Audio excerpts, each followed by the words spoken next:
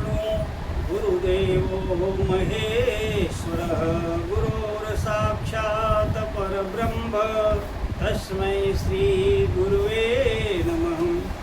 भक्तजनों, मेरा नाम ब्रजभूषण उपाध्याय, ज्योतिषाचार्य, यज्ञाचार्य, वास्तुशास्त्र विशेषज्ञ। भक्तजनों, आज की वीडियो का नाम है व्यास जी द्वारा भगवान की स्तुति। भगवान सर्वज्ञ, सर्वशक्तिमान, सच्चिदानंद स्वरूप है। उनकी वे ही एकमात्र समस्त प्राणियों के हृदय में विराजमान आत्मा हैं। उनकी लीला अमोघ है, उनकी शक्ति पराक्रम अनंत है। महर्षि व्यास जी ने श्रीमद् भागवत के महात्म तथा प्रथम स्कंद के प्रथम अध्याय के प्रारंभ में मंगलाचरण के रूप में भगवान श्री कृष्ण की स्तुति इस प्रकार की है। सच्चिदानंद रूपाय विश्वोत्पत्त्यादि हेतवे तापत्रय विनाशाय श्री कृष्णाय वयं नमः। सच्चिदानंद स्वरूप भगवान श्री कृष्ण को हम प्रणाम करते हैं, जिससे जगत की उत्पत्ति, स्थिति, प्रलय के हेतु तथा आध्यात्मिक, आदि दैविक, आदि भौतिक तीनों प्रकार के तापों को नाश करने वाले हैं, जिससे जगत का सर्जन, पोषण, विसर्जन होता है। वे ही सतरूप पदार्थों में अनुगत हैं, असतरूप पदार्थों में अनुगत हैं, और असत पदार्थों से पृथक हैं। जड़ नहीं चेतन है, परतंत्र नहीं स्वतंत्र हैं। परतंत्र नहीं स्वयं प्रकाश है। ब्रह्मा अथवा हिरण्यगर्भ नहीं, प्रत्येक उन्हें अपने संकल्प से ही जिसने उस वेद ज्ञान का दान किया, जिसके संबंध में बड़े बड़े विद्वान भी मोहित हो जाते हैं। जैसे तेजों में, सूर्य रश्मियों में, जल का जल में, स्थल का और स्थल में जल का भ्रम होता है, वैसे ही जिसमें यह त्रिगुणमयी जागृत स्वप्न सुषुप्ति रूपा सृष्टि मिथ्या होने पर भी अधिष्ठान सत्ता से सत्यवत प्रतीत हो रही है, उस अपनी स्वयं प्रकाश ज्योति से सर्वदा एवं सर्वथा माया और मायाकार से पूर्णतः मुक्त रहने वाले परम सत्य रूप परमात्मा का हम ध्यान करते हैं।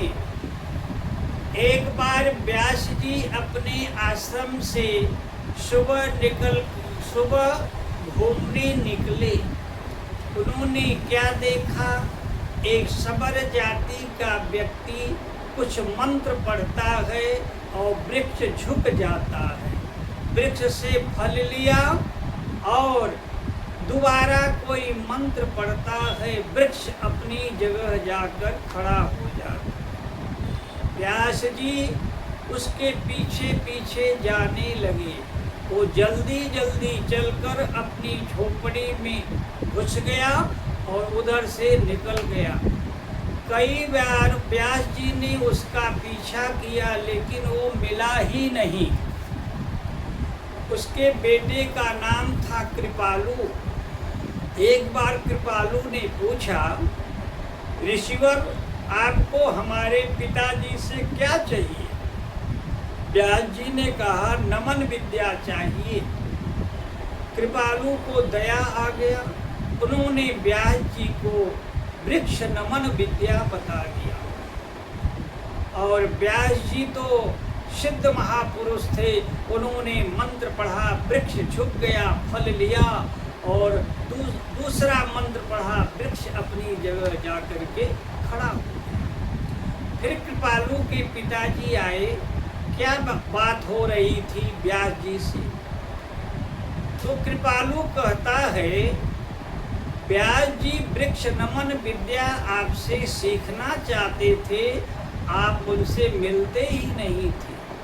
कृपालु के पिताजी कहते हैं, इतने बड़े ऋषि जिनका भगवान कृष्ण भी आदर और सम्मान करते हैं, ऐसे ऋषि को मैं अपना शिष्य कैसे बनाऊं, इसलिए मैं भाग जाता था। और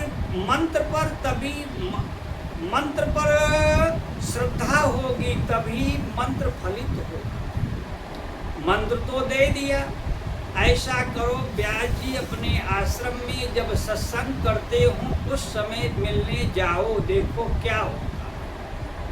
व्यास जी अपने आश्रम में सत्संग कर रहे थे, बड़े बड़े ऋषि मुनि आश्रम में सत्संग सुन रहे थे। कृपालु मेन गेट पर खड़ा था, छुपा हुआ था। व्यास जी की दृष्टि पड़ी कृपालु पर और अपनी व्यास पीठ से उतरकर व्यास जी ने वो सबर जाति का कृपालु को लेकर आए अपने आश्रम में और उसे ऊंचे आसन पर बैठाकर कृपालु का पूजन किया और ऋषियों से कहा, ये हमारे गुरु हैं, इन्होंने मुझे वृक्ष नमन विद्या सिखाया है।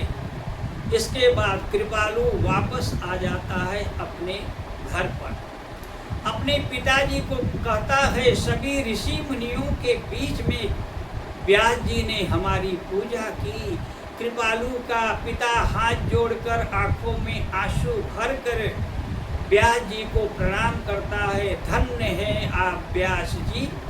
तो व्यास जी की महानता को देख करके सभी ऋषि देवता लोग आते हैं, व्यास जी से प्रार्थना करते हैं। गुरुवर भगवान श्री रामचंद्र जी का रामनवमी है, भगवान श्री कृष्ण का जन्माष्टमी है और भगवान शिव जी का महाशिवरात्रि है। आपका भी पूजन का कोई दिवस होना चाहिए, ऐसा ऋषि और देवताओं ने प्रार्थना की। भगवान व्यास जी का प्राकट्य दिवस आषाढ़ी पूर्णिमा है।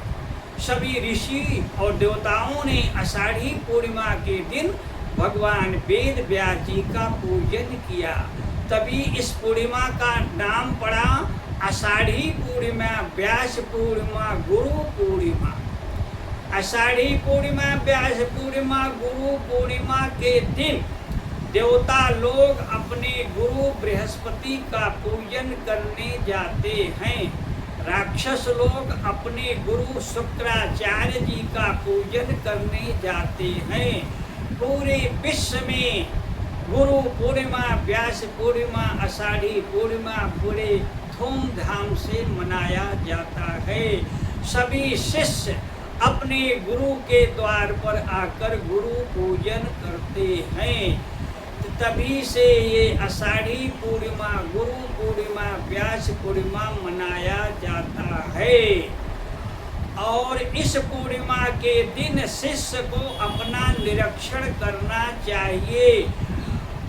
पिछले वर्ष में हमने क्या पाया, क्या खोया, आध्यात्मिक जगत में हमारी ऊंचाई कहाँ तक पहुँची है। अगर पिछले वर्ष की अपेक्षा इस वर्ष में आप आध्यात्मिक जगत में ज़्यादा कुछ नहीं पाया तो अपने सद्गुरु से प्रार्थना करो और मनुष्य जीवन परमात्मा प्राप्ति के लिए बना है। अगर ये मनुष्य जन्म पाकर परमात्मा को प्राप्ति नहीं किया तो 200 करोड़ वर्ष भटकना पड़ेगा। सदशिष्य अपने सद्गुरु को गुरु पूर्णिमा के दिन प्रार्थना करता है, यही प्रार्थना है सद्गुरु, यही प्रार्थना है गुरुदेव, मुक्ति मार्ग बता देना, आत्मज्ञान की पूंजी देकर हरि से हमें मिला देना। पृथ्वी पर जितने भी ब्रह्मज्ञानी संत हैं उनके चरणों में कोटि कोटि प्रणाम। भक्तजनों, 29 जुलाई 2026 बुधवार को गुरु पूर्णिमा, आषाढ़ी पूर्णिमा, व्यास पूर्णिमा पूरे विश्व में धूमधाम से मनाया जाएगा। जय श्री राम।